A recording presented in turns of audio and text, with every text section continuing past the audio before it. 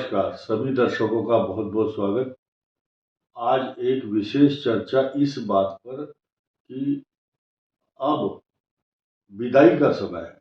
किस चीज की विदाई है? नए संवत की विदाई यानी कि समाप्ति है। और इस समाप्ति पर 4 ग्रहों की युति जो बन रही है, इसकी इन ग्रहों की युति की डबल मार पड़ती है 12 राशियों पर। ये 12 राशियों के लिए वीडियो है। अब यहाँ पर चंद्रमा 2 जगह पर प्रतीकात्मक रूप से दर्शाया गया है, क्योंकि ये पंचक का समय है। पंचक चल रहे हैं और पंचक चलते हैं। पंचक का मतलब 5 दिन।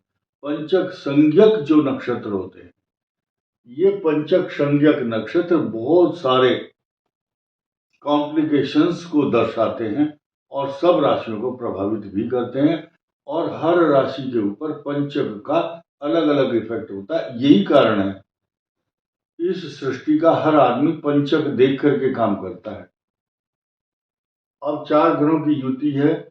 इस चीज का सीधा सीधा संबंध शनि की संक्रांति से है। यानी कि जिस महीने ये महीना कैसा रहेगा, वो महीने की जो पोजीशन है वो संक्रांति का दिन तय करता है। यही कारण है कि जिस वर्ष का पहला दिन होगा वो राजा होगा।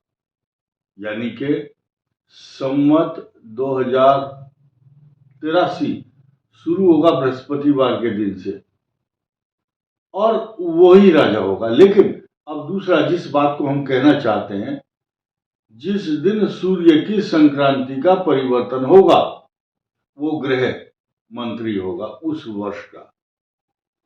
अब ये जो संक्रांति है मेष राशि पर, बैसाखी पर्व पर, वैशाख मास की संक्रांति मंगलवार को होगी। तो उसके प्रभाव, उस महीने के प्रभाव को देखने के लिए संक्रांति का जो इफेक्ट होगा वो मंगल की तरह होगा, क्योंकि उस दिन मंगलवार है। ठीक इसी प्रकार ये जो संक्रांति है, इस संक्रांति पर पाप मोचनी एकादशी से मिलता जुलता समय जो है वो शनिवार का संक्रांति का है। तो यानी कि संवत की समाप्ति, 4 ग्रहों की युति और शनि की संक्रांति पर इसको बोलते हैं रौद्र रूप धारण करते हैं ये ग्रह। और रौद्र रूप धारण करते ही रौद्र नाम का संवत शुरू होता है। अब ये संयोग है या प्रयोग है या भगवान की लीला है, क्या है, हम इस पर चर्चा करने की कोशिश करते हैं। अब पंचक नवरात्र पर है शुरू, यानी कि पंचक जब चल रहे होंगे तब नवरात्र शुरू होंगे, घट स्थापना भी होगी। उस समय शनि और सूर्य पंचक के जो प्रभाव के साथ साथ 9 दिन जो नवरात्र होंगे, इनमें सूर्य और शनि, पिता पुत्र, ये दोनों ग्रह एक राशि पर तो होंगे ही होंगे। साथ ही साथ चंद्र और राहु का ग्रहण योग और राहु और मंगल का अंगारक योग जो बन रहा है, ये 12 की 12 राशियों में खलबली मचाता है। और कुछ लोग जो बहुत शांति से अपने नवरात्र को व्यतीत करना चाहते हैं या इनका पुण्य कमाना चाहते हैं, उसमें पूजा करना चाहते हैं, तो ये व्यवधान उपस्थित करते हैं ये ग्रह। कौन सा? राहु मंगल का अंगारक योग, राहु चंद्र का ग्रहण योग। उसके पश्चात जिस दिन नवरात्र शुरू होंगे उस दिन सूर्य और चंद्रमा के साथ साथ सूर्य शनि का योग भी होगा। कुछ प्लस पॉइंट सुनिए। प्लस पॉइंट एक है कि मालव्य योग बना हुआ है। जिस दिन नवरात्र की समाप्ति अष्टमी होगी उस दिन यह मालव्य योग समाप्त हो जाएगा और साथ ही साथ धनाढ्य योग भी बन रहा है। जिन जिन राशियों को ये पॉजिटिव इफेक्ट दे रहे हैं वो धनवान होंगे इन नवरात्रों में। जिन जिन पर साइड इफेक्ट होगा उनको कष्ट भी मिलेगा। पिता पुत्र के विवाद तथा राहु मंगल के अंगारक योग के कारण विश्व के अंदर भयावह स्थिति उत्पन्न करने वाले ग्रह होते हैं। अब मैं 12 राशियों का इनका विश्लेषण करूंगा, किस किस राशि को नवरात्र में क्या कष्ट या क्या धन मिलेगा, धन समृद्धि का योग भी बन रहा है, किन किन राशियों को बनेगा ये देखना जरूरी है। लेकिन यहां एक बात कहना चाहूंगा, यहां राहु और चंद्र और शनि और सूर्य जिन जिन राशियों से द्वादश भाव में, चतुर्थ में, अष्टम में, छठे भाव या अच्छे समीकरण नहीं बन रहे हैं, जहां अशुभ फल देते हैं, उनके राज फाश हो जाएंगे, यानी कि उनके भेद खुलेंगे। बहुत लोगों की मान मर्दन होगा, अपमान का भय, अशांति और तनाव का माहौल बना रही है ये युति राहु मंगल की और शनि सूर्य की, बड़ी स्पष्ट है। और आप इसको सुनिए, यानी कि जिन जिन राशियों पर साइड इफेक्ट होगा या हो रहा है, वो राशि जानती है खुद कि हमारे ऊपर ये ग्रह चल रहा है, उनको पता है, क्योंकि ये ग्रह आने से पहले उनको अनुभूति कराता है कि तेरा समय खराब चल रहा है, और जिसका अच्छा आने वाला है उसको भी बता देता है। हर्षित मन हर्षित होता है उसका, जिसका अच्छा समय है, और जिसका बुरा समय है। जाको प्रभु दारुण दुख देही, ताकि मति पहले हर देही। बुद्धि भ्रमित हो जाती है और वो आदमी गलत कार्यों में फंस जाता है, और उसके किए हुए कर्मों का, दुष्कर्म का परिणाम सामने आता है। कैसे? एक छोटा सा एग्जाम्पल दूंगा। एक आदमी बहुत पुराने समय में एक रेडियो ट्रांजिस्टर लेकर के अपनी ससुराल जा रहा था। बहुत उस समय पैदल चलते थे लोग। रास्ते में कहीं उसको खाया पिया खूब अच्छे से, और कहीं शौचालय करने के लिए किसी खेत में गया। उसके बाद वहां से वो निकल करके सीधे पगडंडी से चलते हुए गांव में गया। वहां पर एक नाटक चल रहा था, बहुत ऊंचा सा तख्त, गांव में उसको नौटंकी कहो या स्वांग कहो, ऐसा चल रहा था। तो उस स्वांग में कुछ लड़के जो है महिलाओं का रूप धारण करके, महिलाओं जैसे वस्त्र धारण करके, घूंघट करके डांस करते थे। तो ये व्यक्ति यहां से जा करके उनके बीच में बैठ जाता है, दर्शकों के बीच में, नए नए कपड़े पहने हुए और पॉकेट में नोट पड़े हुए। तो नोट जो है दिखाई दे रहे हैं दूर से ही, हाँ नोट पड़ा हुआ है अंदर, नया नोट। तो वो जो लड़का जो डांस करता था, वो पब्लिक के बीच में जा करके उनसे ऐसे नोट पकड़ता था, पैसे। तो उसका जो गीत चल रहा था वहां नौटंकी में, उस गीत के बोलते, बगियन की बतिया बताए दूंगी, बस वो बगियन की बतिया बताए दूंगी, ऐसे करते करते वो उस रेडियो ट्रांजिस्टर वाले के पास पहुंच गया। नोट दिखाई दे रहे थे उसकी जेब में। बस उसने खुश होकर के, जब उसने घूंघट करके ऐसे बोला कि बगियन की बतिया बता दूंगी, तो इसको ये पता चल गया, एहसास हुआ कि कहीं इस ऊंचाई से उसने मुझे देख तो नहीं लिया खेत में शौचालय करते हुए। बस उसने उसको एक नोट दे दिया, और उस जो नाच गा रहा है, उसने सोचा कि इसको ये गीत बहुत अच्छा लगा, इसलिए इसने ये नोट दिया। तो बार बार उसके पास आए और बोलता है, बगियन की बतिया बताए दूंगी। बस बार बार नोट देता गया, उसकी जेब खाली। वो फिर आया नोट मांगने के लिए, नाचने वाला, उसकी जेब खाली हो चुकी थी। बस अब इसे गुस्सा आया। अब ये स्टेज पर गया रेडियो ट्रांजिस्टर लेकर के, बोले, भाइयों मेरी जेब तो खाली हो गई, इसने मुझे शौचालय करते हुए देख लिया होगा जंगल में, क्योंकि ये ऊंचाई पर है। तो उसने कहा, तू क्या बताएगा, बताएगी, मैं ही बता देता हूं, ले। तो यानी कि ऐसी पोजीशन में जब ग्रह होता है राहु और चंद्रमा, शनि और सूर्य। बात भी गई, यानी कि जो पर्दाफाश होता है बुराइयों का, ये उदाहरण मात्र ऐसे ही दिया गया है कि आदमी की जो छुपाना चाहता है वो भी सामने आ जाती है और पैसा भी गया, अपमान भी हुआ। अब आइए, किन किन राशियों के साथ इस प्रकार की पोजीशन होती है कि उनके पुराने जो केस है, पुरानी डायरी है, पुरानी फाइलें खुल जाती हैं। कौन कौन सी राशियां हैं? मेष राशि को सबसे बड़ा खतरा है। नंबर 1, जरूरी नहीं कि उनकी फाइल खुलेगी, यानी कि उनके लिए बहुत बड़ी परेशानी का सबब ये बन रहे हैं पूरा मार्च और अप्रैल। दूसरा, वृषभ राशि को भी खतरा है, क्योंकि उनके 10वें भाव में राहु और चंद्रमा और मंगल अंगारक योग, इनकी प्रतिष्ठा को खतरा 2 बार। अब तीसरी आई मिथुन राशि। मिथुन राशि को इसलिए खतरा क्योंकि इनके 10वें भाव में सूर्य और शनि, पिता पुत्र, सामाजिक प्रतिष्ठा को धक्का पहुंचाने वाला या उसमें कुछ समय के लिए टेम्परेरी अशांति पैदा करता है।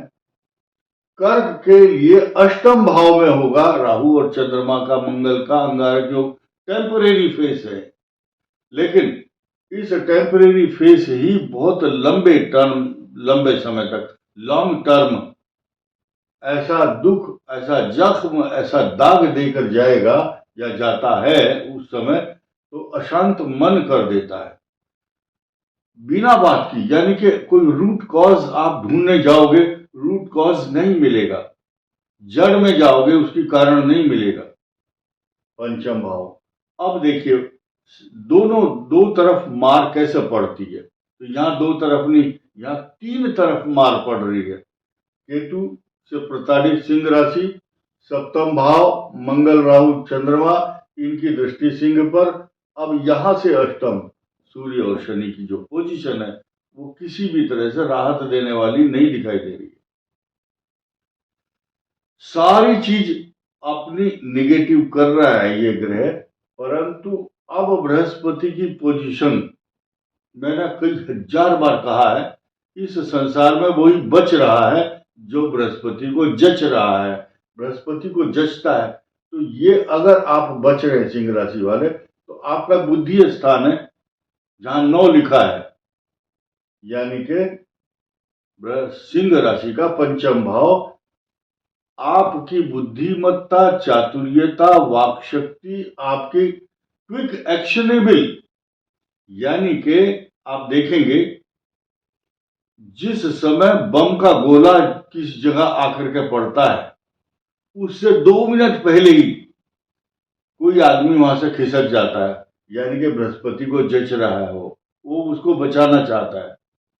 ठीक ऐसी स्थिति जब कहीं इस प्रकार का बहुत बड़ा बम विस्फोट होगा या अशांति होगी, तनाव होगा, आपका नाम किसी फाइल में आने वाला है या किसी अशांति के कारण आप, फाइल आजकल बहुत बदनाम हो चुकी, इसलिए फाइल का नाम मैं नहीं लूंगा बार बार, यानी कि आपके ऊपर अगर कोई समस्या, विपत्ति, कठिनाई, चिंता है, तो आप कुछ समय पहले ही वहां से बच निकल जाएंगे, डोंट वरी।